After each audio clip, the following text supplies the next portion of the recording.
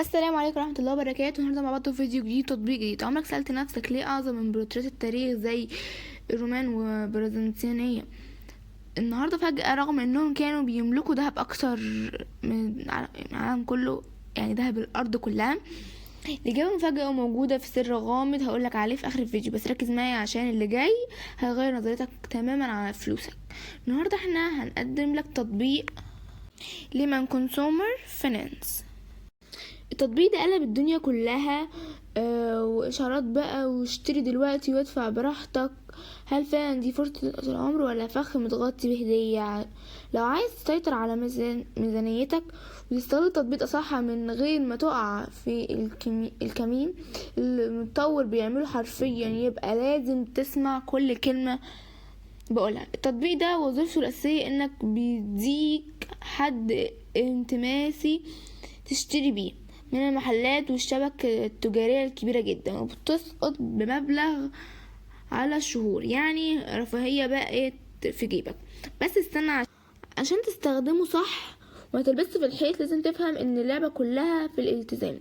لو تأخرت يوم واحد السيستم بيتقلب عليك، وبتبدأ تظهر مصاريف الإضافية اللي ممكن تخرب بيتك. ومستخدمين على بلاي ستور منقسمين لفريقين: فريق طيب بالتطبيق عشان سرعة الإجراءات وسهولة تفعيل الحساب والتعامل الشيك مع خدمة العملاء، وفريق تاني بيشتكي من فكرة المصاريف الإدارية المستخبية، أو إن السيستم أحيانا بيهنج وقت الدفع. وعشان تكون ذكي لازم تعرف المطور بيكسب ازاي طالما التطبيق مجاني.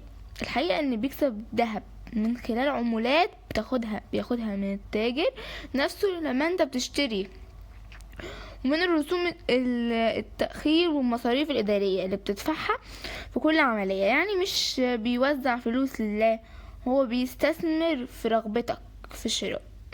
وعشان تخرج كسبان لازم تشتري بس اللي محتاج وتدفع في مواعيدك. بالتاني لو حسيت انك ليمون مش مناسب ليك، عندك بدائل قوية زي مثلا تطبيق فيليو اللي ميزته الأساسية ان هو منتشر في كل حتة ومحلات اكتر بكتير، او تطبيق امان اللي بيميز انه بيدي فترات تقسيط بتوصل لسنين في بعض العروض، او سهولة للاجراءات ببساطة جدا للشباب. وكل واحد فيهم ليه ميزته بتميزه عن ليمان. بس اللعبة الوحيدة وهي وعيك المالي. انا بوعدك لو مشيت على النصيحة دي وطبقته نفس الكلام اللي بقولهولك هتكون انت اللي سايق مش التطبيق اللي بيسوقك. ونرجع بقى للسؤال الغامض اللي سألناه في اول الفيديو: الامبراطورية المصرية دي ما سقطتش بالحروب، بس سقطت بسبب الديوان المتراكمة، فقدان السيطرة على المعمل. الدرس اللي التاريخ بيعملهولك هو انه اللي بيستلف اكتر بيتحكم فيه اللي مستلف.